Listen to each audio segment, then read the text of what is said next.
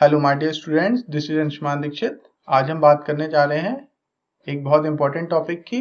This topic is very useful for BBA, MBA, SSC, civil and various other competitive exams. Cooperative society के बारे में आज हम discuss करेंगे। ये क्या होती है, कैसे फॉर्म होती है, इसका क्या एडवांटेज है, इंडियन इकोनॉमी में इसका क्या इम्पैक्ट है, रूरल इकोनॉमी में किस तरह से सहायक है, और इसका क्या अभी तक एडवांटेज हुआ, कौन तरह तरह की बेस्ट कोऑपरेटिव सोसाइटीज इंडिया में काम कर रही हैं, और एम्प्लॉयमेंट जनरेशन में, वेल्थ क्रिएशन में या जीडीपी में कोऑपरेटिव सोसाइटीज का क्या कंट्रीब्यूशन होता है। तो सबसे पहले समझते हैं कि कोऑपरेटिव सोसाइटीज होती क्या है। A cooperative is defined as an autonomous association of the persons united voluntarily to meet their common economic, social and cultural needs and aspirations through a jointly owned and democratically controlled enterprise. Generally cooperative society में voluntary nature होता है और जितने भी लोग जो इनके member होते हैं वो अपनी स्वेच्छा से इसमें ज्वाइन करते हैं, जिनका एक कॉमन ऑब्जेक्टिव होता है उन लोगों का। वो इकोनॉमिक ऑब्जेक्टिव हो सकता है, सोशल हो सकता है, कल्चरल हो सकता है, और इस ऑब्जेक्टिव को पूरा करने के लिए एक पर्टिकुलर कम्युनिटी के लोग, किसी एक जगह रहने वाले लोग अपने आप किसी एक कोऑपरेटिव सोसाइटी का हिस्सा बनते हैं और वो उसमें कुछ ना कुछ कंट्रीब्यूट करते हैं। जरूरी नहीं है कि आप उसमें कैपिटल के फॉर्म में ही कंट्रीब्यूट करिए। जिनके पास कैपिटल नहीं हो सकती है वो श्रमदान करते हैं, अपना टाइम कंट्रीब्यूट करते हैं। और कोऑपरेटिव सोसाइटी की सबसे खास बात ये होती है कि इसमें जिस तरह से एक कंपनी में या ऑर्गेनाइजेशन में या एक जॉइंट स्टॉक कंपनी में जितने ज़्यादा शेयर्स हैं आपके पास, यानी आपकी कैपिटल जितनी ज़्यादा इन्वेस्टेड है, आपके पास वोटिंग राइट उतना ज़्यादा होता है। जबकि कोऑपरेटिव में इर्रेस्पेक्टिव ऑफ कैपिटल कंट्रीब्यूटेड सबका वोटिंग राइट 1 होता है, सबकी हैसियत बराबर होती है। तो ये इसका एक बहुत बड़ा एडवांटेज है। डेमोक्रेटिक फॉर्म में चलती है ये और सारे लोग मिलजुल के इसको ओन करते हैं। ज्वाइंटली ओन्ड होती है, किसी एक पर्टिकुलर की इसमें ओनरशिप नहीं होती है, और किसी एक कॉमन ऑब्जेक्टिव को प्राप्त करने के लिए कुछ खास लोग आपस में मिलकर कोऑपरेटिव बनाते हैं।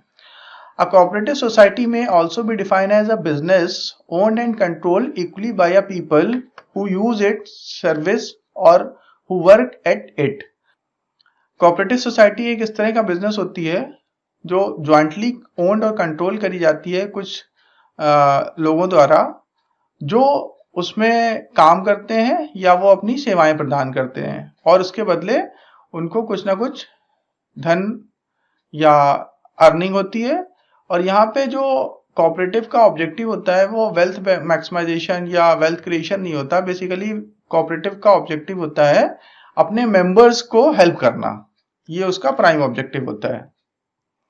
तो formation of cooperative society. A cooperative society can be form as per the provision of the cooperative society act 1912। 1912 के कोऑपरेटिव सोसाइटी एक्ट के द्वारा इसको फॉर्म किया जाता है। एटलीस्ट 10 लोग होने चाहिए इसको फॉर्म करने के लिए, और इसमें फार्मर्स, वीवर्स, कंज्यूमर्स, किसी तरह के लोग हो सकते हैं जिनका कोई कॉमन ऑब्जेक्टिव हो और वो मिलके एक कोऑपरेटिव सोसाइटी फॉर्म कर सकते हैं। A joint application along with the bylaw of the society containing the details about the society and its member has to be submitted to the registrar of cooperative society of the concerned state. जिस state में भी cooperative start करनी होती है वहां पे उसके member मिलके एक ज्वाइंट एप्लीकेशन सबमिट करते हैं और रजिस्ट्रार के अप्रूवल के बाद वो कोऑपरेटिव स्टार्ट हो जाती है। After scrutiny of the application and bylaws the registrar issue a certificate of registration. और जब उसकी स्क्रूटनी हो जाती है और रजिस्ट्रार उनको एक सर्टिफिकेट इशू कर देता है तो वो कोऑपरेटिव फॉर्म हो जाती है। अब हम लोग बात करते हैं टाइप्स ऑफ कोऑपरेटिव की। बेसिकली सबसे पहली कोऑपरेटिव होती है कंज्यूमर कोऑपरेटिव सोसाइटी, जिसमें कंज्यूमर्स अपने हितों की रक्षा के लिए कंज्यूमर कोऑपरेटिव सोसाइटी बनाते हैं। और इसको हम ऐसे समझ सकते हैं कि मान लीजिए एक पर्टिकुलर सोसाइटी में रहने वाले लोग कुछ कुछ चीज़ों को कंज्यूम करते हैं, डे टू डे की ग्रोसरी को कंज्यूम करते हैं, और वो अगर मिल के एक साथ बल्क में परचेज करते हैं किसी सुपरमार्केट से, किसी वेंडर से, किसी मैन्युफैक्चरर से, तो उनको काफ़ी डिस्काउंटेड रेट पे प्रोडक्ट मिल सकते हैं, और उसके बाद वो अपने ज़रूरत के हिसाब से आपस में इक्वली उसको डिस्ट्रीब्यूट कर सकते हैं। तो इस तरह से कंज्यूमर कोऑपरेटिव बनाई जाती है। इसमें अलग अलग चीज़ों का जो कंजम्पशन करना होता है उसको कैसे वो बार्गेन प्राइस पे खरीदें, उसमें कैसे एडवांटेज हासिल करें, या फिर उसको वैल्यू एडिशन करके उनको अगर आगे फॉरवर्ड करना है तो उसमें भी वो कोऑपरेटिव काफ़ी हेल्पफुल होती है। बाकी consumers cooperative generally and user होते हैं और वो खुद कंज्यूम करते हैं प्रोडक्ट को। Second one, producers cooperative society. Basically, producer cooperative society is to protect the interest of small producers by making available item of their need for production like raw materials, tools, equipments, machinery, etc. इसका मतलब ये हुआ कि जो producers cooperative है उसमें बहुत छोटे छोटे प्रोड्यूसर्स होंगे, स्मॉल स्केल कॉटेज इंडस्ट्रीज वाले लोग, और वो अपने सप्लायर से निगोशिएट करने के लिए, रॉ मटेरियल प्रोवाइडर से निगोशिएट करने के लिए आपस में मिलकर कोऑपरेटिव बना लेते हैं। तो जिससे उनको ancillary units like tools, equipment, raw material, ये सब सारी चीज़ें बहुत ही रीजनेबल रेट पे, बार्गेन रेट पे मिल जाती हैं। For example Haryana handloom, Kanpur उद्योग व्यापार मंडल, इस तरह के जो कोऑपरेटिव सोसाइटीज़ होती हैं वो आपस में मिलकर कोऑपरेटिव बनाती हैं, उससे वो डे टू डे के ऑपरेशंस में उनको एडवांटेज मिलता है। Third one, cooperative marketing societies. These societies are formed by small producers and manufacturers who find it difficult to sell their product individually. Basically marketing society, marketing cooperative society वो लोग बनाते हैं जो services या product produce करते हैं, manufacturer होते हैं, और उनको लगता है कि अगर वो इंडिविजुअल अपने प्रोडक्ट को प्रमोट करेंगे तो ये बहुत डिफिकल्ट होगा उनके लिए उसको मार्केट करना, एडवर्टाइज करना, ब्रांडिंग करना, प्रमोशन करना। बट अगर वो सारे लोग मिलके एक कॉमन मार्केटिंग स्ट्रेटजी की तरह करते हैं तो उसमें सबका फायदा होता है, सबका प्रोडक्ट बिकता है। और अगर वो इंडिविजुअली एफर्ट करते हैं तो वो एफर्ट कहीं भी नहीं जाता है, क्योंकि उनके पास ना इतनी कैपिटल होती है, ना उतनी ब्रांड अवेयरनेस होती है, ना उनको मार्केटिंग स्ट्रेटजी, एडवर्टाइजिंग स्ट्रेटजी का बहुत ज़्यादा ज्ञान होता है। तो कोऑपरेटिव बना के और उसके बाद वो मार्केटिंग और ब्रांडिंग करते हैं तो जिसका एडवांटेज सारे मेंबर्स को मिलता है। Fourth, cooperative credit society. To provide financial support to the member, the society accept deposit from members and grant them loan at reasonable rate of interest in time of need. Basically, credit cooperative society अपने members को बहुत reasonable rate पे loan provide करती है, so that कि उनके जो भी शॉर्ट टर्म या लॉन्ग टर्म रिक्वायरमेंट है वो आसानी से पूरी हो जाए, और उनको बाहर जाके किसी दूसरे बैंक से या किसी लैंडलॉर्ड से या किसी भी लोन प्रोवाइडर से क्रेडिट ना लेना पड़े, ताकि वो एक्सप्लॉइट होने से बच जाएं। और जनरली कोऑपरेटिव क्रेडिट सोसाइटी या क्रेडिट कोऑपरेटिव सोसाइटी अपने मेंबर्स को बहुत ही रीजनेबल रेट पे और बहुत ही आसान शर्तों पे लोन प्रोवाइड करती है, like village cooperative society, urban cooperative banks etcetera. और बहुत सारे कोऑपरेटिव बैंक्स इसीलिए बनाए गए हैं, वो अपने मेंबर्स को बहुत ही आसान रीजनेबल रेट्स पे लोन प्रोवाइड करते हैं। Fifth one, cooperative farming society. These societies are formed by small farmers to work jointly and thereby enjoy the benefit of large scale farming. देखिए, इंडिया में सबसे बड़ी प्रॉब्लम ये है कि हमारे यहाँ पर हेक्टेयर क्रॉप यील्ड बहुत कम है in comparison to Europe and America. उसका रीजन ये है कि हमारे यहाँ जो खेती होती है बहुत छोटे छोटे टुकड़ों में होती है। हमारे यहाँ खेत जो है बहुत छोटे छोटे टुकड़ों में डिवाइडेड है, जबकि अमेरिका, यूरोप वगैरह में जो फार्मिंग होती है वो लार्ज स्केल पे होती है और बड़े बड़े फार्म्स होते हैं। तो इस ड्रॉबैक को कम करने के लिए स्मॉल मार्जिनल फार्मर्स आपस में मिलते हैं। उनके पास एक तो कैपिटल भी कम होती है, तो वो हाई यील्ड वैरायटी सीड्स, बढ़िया क्वालिटी के पेस्टिसाइड्स, अच्छे फर्टिलाइजर्स, अच्छे इक्विपमेंट्स अफोर्ड नहीं कर सकते हैं। बट जब वो मिलके एक सहकारी कृषि करते हैं, यानी आपस में मिलजुल के खेती करते हैं और सब लोग अपना एफर्ट और अपना कैपिटल कंट्रीब्यूट करते हैं, तो वो एक बड़े लेवल पे काम कर सकते हैं। लार्ज स्केल फार्मिंग का एडवांटेज उनको मिलता है और वो भी बड़े फार्मर से कॉम्पीट कर सकते हैं। और यूरोप और अमेरिका देशों को अगर हमें कॉम्पीट करना है, इन देशों के साथ कॉम्पीट करना है, तो उसका एक ही सोल्यूशन हो सकता है, कोऑपरेटिव फार्मिंग। तो ये काफी अच्छा तरीका है। Next one is housing cooperative society. To provide residential house to members, they purchase land and construct houses or flats and allot the same to members. Some societies also provide loan at low rate of interest to member to construct their own houses. अब देखिए, housing cooperative society का भी बहुत ज्यादा advantage होता है। अगर कोई इंडिविजुअल एक जमीन खरीदता है और उस पर अपना घर बनाता है, तो ओवरऑल कॉस्ट इसकी बहुत ज्यादा हो जाती है, क्योंकि आप सारी चीजें छोटे छोटे लेवल पे कर रहे होते हैं, आपके पास बार्गेनिंग नहीं होती है, आप बल्क बाइंग नहीं कर रहे होते हैं।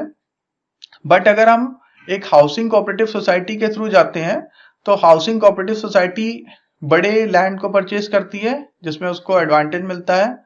दूसरी चीज वो कि हर चीज वो बल्क में परचेज करती है, सीमेंट, टाइल्स, पेंट, ब्रिक्स, रेत, मोरंग, आरसीसी, कंक्रीट, एवरीथिंग। तो ये सब सारी चीजें उनको बहुत ही रीजनेबल रेट में मिलती है, क्योंकि बहुत बल्क में परचेज कर रहे होते हैं। एक साथ 100 घर बन रहे हैं, अगर आप एक इंडिविजुअल घर बनाने जाएंगे तो आपकी कॉस्ट बहुत ज्यादा हो जाएगी। तो इस तरह से हाउसिंग कोऑपरेटिव सोसाइटी का बहुत ज्यादा एडवांटेज होता है। Characteristics of cooperative society. Point number 1, open membership. A minimum of 10 members are required to form a cooperative society. The Cooperative Society Act does not specify the maximum number of members for any cooperative society. देखिए, minimum 10 लोग होने चाहिए कोई भी cooperative form करने के लिए। Maximum कितने लोग हों इसके बारे में कोई नहीं कहा गया है, आप n नंबर ऑफ लोगों को उसमें ऐड कर सकते हैं। और इंडिया में काफी बड़ी बड़ी कोऑपरेटिव सोसाइटी पहले काम कर रही हैं, जैसे अमूल इसमें काफी फेमस है, और अमूल में कई हजारों हजार फार्मर्स जुड़े हुए हैं, और उससे उस कोऑपरेटिव से उनको बहुत ज्यादा एडवांटेज मिला है। Second point, voluntary association. ये वॉलंटरी है, जिसकी मर्जी है वो ज्वाइन कर सकता है, जिसकी मर्जी है वो छोड़ के जा सकता है। तो ये पूरी तरह से उसकी इच्छा पर निर्भर करता है। स्टेट कंट्रोल, राज्य सरकारें जनरली इसको कंट्रोल करती हैं। सोर्स ऑफ फाइनेंस, बेसिकली इनसे एक्सप्लॉयटेशन रोकने में काफी हेल्प मिलती है। लेबरर्स, मार्जिनल फार्मर्स, छोटे आर्टिशियंस, इस तरह के जो लोग होते हैं, और उनको लैंडलॉर्ड या बैंक्स या किस तरह के जो बड़े लेंडर्स होते हैं वो बहुत एक्सप्लॉइट करते हैं। तो अगर वो कोऑपरेटिव बना के काम करते हैं तो उनके लिए एक अच्छा सोर्स ऑफ फाइनेंस होता है, जहां पे उनको बहुत ही रीजनेबल रेट पे लोन मिलता है और आसान शर्तों पे मिलता है। डेमोक्रेटिक मैनेजमेंट, जैसे मैंने आपको बताया कि ज्वाइंट स्टॉक कंपनी में आपके पास जितने ज्यादा नंबर ऑफ शेयर्स होंगे, आपका वोटिंग राइट उतना ज्यादा होगा, आपकी पावर उतनी ज्यादा होगी। But in cooperative society, irrespective of capital contributed, सबका वोटिंग राइट इक्वल होता है, सबका वोटिंग शेयर 1 ही होता है। तो किसी ने ज्यादा पैसा लगाया, किसी ने कम पैसा लगाया, किसी ने बिल्कुल पैसा नहीं लगाया, वो खाली श्रमदान करता है, सभी का वोटिंग राइट बराबर होता है। तो ये डेमोक्रेटिक मैनेजमेंट है। जिस तरह से हमारे देश में जो चुनाव होते हैं उसमें हर एक इंसान, चाहे वो अंबानी हो चाहे वो फकीर हो, सबका वोटिंग काउंट बराबर होता है। ये नहीं होगा कि अंबानी 1 लाख का वोट 1 लाख वोटों के बराबर माना जाएगा। बट ज्वाइंट स्टॉक कंपनी में ऐसा होता है, आपके पास नंबर ऑफ शेयर जितने ज्यादा होते हैं, आपके वोटिंग राइट्स उतने ज्यादा होते हैं। Service motive, 6 point. जनरली इसका ऑब्जेक्टिव वेल्थ मैक्सिमाइजेशन नहीं होता है, प्रॉफिट मैक्सिमाइजेशन नहीं होता है। इसका ऑब्जेक्टिव होता है कि अपने मेंबर्स को सर्व करना, अपने मेंबर्स की हेल्प करना, और मेंबर का वेलफेयर करना ही इसका सोल मोटिव होता है। सेपरेट लीगल एंटिटी, ये एक सेपरेट लीगल एंटिटी होती है। जिस तरह से ज्वाइंट स्टॉक कंपनी एक सेपरेट लीगल एंटिटी होती है, उसी तरह से कोऑपरेटिव सोसाइटी भी एक सेपरेट लीगल एंटिटी होती है। और ये किसी के ऊपर उस कोऑपरेटिव सोसाइटी के नाम से केस कर सकती है, कोई दूसरा पर्सन उस कोऑपरेटिव सोसाइटी के ऊपर केस कर सकता है, और उसकी एक लीगल एग्जिस्टेंस होती है। Next point, distribution of surplus. Basically इसमें जो भी सरप्लस या इनकम होती है वो सारे के सारे अपने मेंबर्स में डिस्ट्रीब्यूट कर देती है। Self help through mutual cooperation, इसमें ये म्यूचुअल कॉपरेशन पे काम करती है। Cooperative societies driven on the principle of mutual health, they are the organization of financially weaker section of society। इसमें सब एक दूसरे की हेल्प करते हैं और इसका ऑब्जेक्टिव ही, इसका प्रिंसिपल ही म्यूचुअल हेल्थ पे आधारित है। First point, application with the signature of all members, जितने मेंबर हों उनको सभी को साइन करके वो एप्लीकेशन सबमिट करनी पड़ती है रजिस्ट्रार के पास। Then name, address and aims and objective of the society, कहाँ पे बनेगी, क्या ऑब्जेक्टिव होगा, कौन मेंबर्स होंगे, सारे मेंबर्स के नाम, address, occupation, mode of admitting new members, आप किस तरह से न्यू मेंबर्स बनाएंगे और कितना कैपिटल कंट्रीब्यूटेड है, कौन किस तरह से कंट्रीब्यूट कर रहा है, वो सारी की सारी डिटेल हमें एप्लीकेशन के फॉर्म में सबमिट करनी होती है। और रजिस्ट्रार जब उसको एक्सेप्ट करके ओके कर देता है आफ्टर स्क्रूटनी, तो वो कोऑपरेटिव रजिस्टर्ड हो जाती है। फायदे क्या है इसके, बनाना बहुत आसान है, सभी के लिए ओपन मेंबरशिप होती है, वॉलंटरी है, जिसको मर्जी हो आओ, जिसको मर्जी हो जाओ, डेमोक्रेटिक कंट्रोल है, सबका वोटिंग राइट बराबर होता है रिस्पेक्टिव ऑफ कि उन्होंने कितना पूंजी लगाई है। लिमिटेड लायबिलिटी, इसमें लायबिलिटी लिमिटेड होती है, जिस तरह से सोल प्रोप्राइटरशिप या पार्टनरशिप में अगर पार्टनरशिप फर्म या सोल प्रोप्राइटरशिप फर्म कोई प्रॉब्लम करती है, कुछ गड़बड़ होता है, डिफॉल्ट करती है, तो प्रोप्राइटर या पार्टनर की पर्सनल प्रॉपर्टी अटैच कर दी जाती है, उसकी पर्सनल वेल्थ से उसको उस कंपनी के बैड डेट्स को या लोन को चुकाना पड़ता है। बट कोऑपरेटिव सोसाइटी में ऐसा नहीं होता है, इसमें लिमिटेड लायबिलिटीज होती हैं। इसमें मेंबर्स को अगर कोऑपरेटिव सोसाइटी की कोई फॉल्ट है तो उसमें मेंबर्स की पर्सनल वेल्थ पे आंच नहीं आती है बहुत ज्यादा लेवल पे। एलिमिनेशन ऑफ मिडिलमैन्स प्रॉफिट, कोऑपरेटिव बना के जो बिचौलिए लोग होते हैं उनको दूर करा जाता है, जिससे सारा एडवांटेज जो है वो कोऑपरेटिव के मेंबर्स को मिलता है। स्टेट से हेल्प मिलती है और इसमें एक स्टेबल लाइफ सारे मेंबर्स जी सकते हैं। लिमिटेशन क्या है, सबसे पहली लिमिटेशन इसकी कैपिटल की होती है, क्योंकि जनरली ये पुअर लोग, वीकर सेक्शन के लोग स्टार्ट करते हैं तो उनके पास कैपिटल लिमिटेड होती है। मैनेजमेंट करना किसी को नहीं आता, कोई एक्सपर्टीज नहीं होती है मैनेजमेंट की, बहुत ज्यादा मोटिवेशन नहीं होता है, आपस में बहुत ज्यादा कोऑपरेशन नहीं हो पाता है, खींचतान बहुत होने लगती है, और ये ज्यादातर गवर्नमेंट के ऊपर निर्भर करते हैं। The main function of the registrar, generally registrar registered करता है कोऑपरेटिव सोसाइटी को, मेंटर करता है, हेल्प करता है, और अगर cooperative society proper rules regulation को फॉलो नहीं कर रही होती है तो उसके लाइसेंस को कैंसिल भी कर सकता है रजिस्ट्रार। ऑडिट करता है, इंस्पेक्ट करता है, डिस्प्यूट सेटल कराता है, बिजनेस प्रमोशन में हेल्प करता है, कई तरह से हेल्प करता है।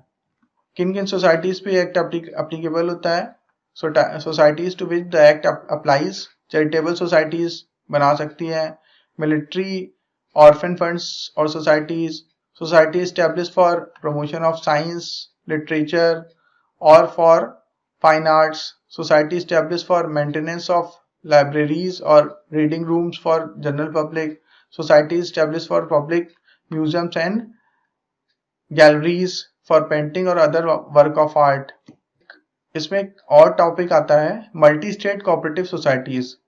कुछ सोसाइटी ऐसी होती है जिनको कई सारे राज्यों में काम करना होता है, तो उस केस में उनका जो रजिस्ट्रार होता है वो सेंट्रल द्वारा अपॉइंट किया जाता है। जनरली नॉर्मल केस में जो स्टेट कंट्रोल्ड कोऑपरेटिव्स होती हैं उसमें उस पर्टिकुलर स्टेट का रजिस्ट्रार होता है, बट जो मल्टी स्टेट कोऑपरेटिव सोसाइटीज होती हैं उसमें जनरली सेंट्रल रजिस्ट्रार होता है जो मल्टी स्टेट कोऑपरेटिव्स को मैनेज करता है।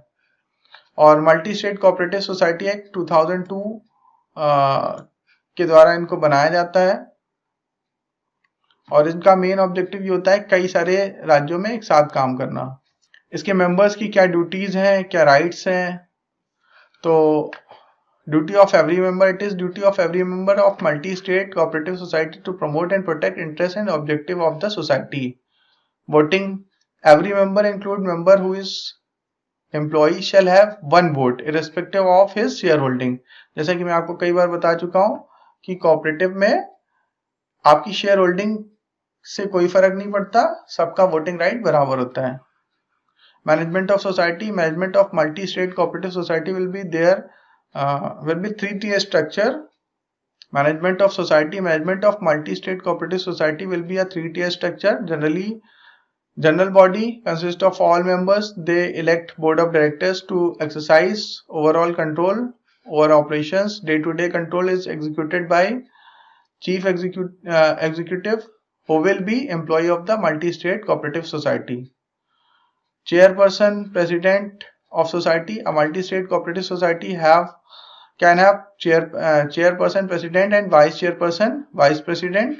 A person who is minister in central or state government cannot be elected to the post. Basically उस समय एक चीज ध्यान रखनी है कि चेयरपर्सन या प्रेसिडेंट ऑफ सोसाइटी के लिए कोई स्टेट का मिनिस्टर नहीं होना चाहिए। Tax shelter for cooperative societies. While a cooperative society is treated under the Income Tax Act 1961 as an assessee for extending certain concession in computing taxable income, the income of cooperative society is not exempt in its entirely.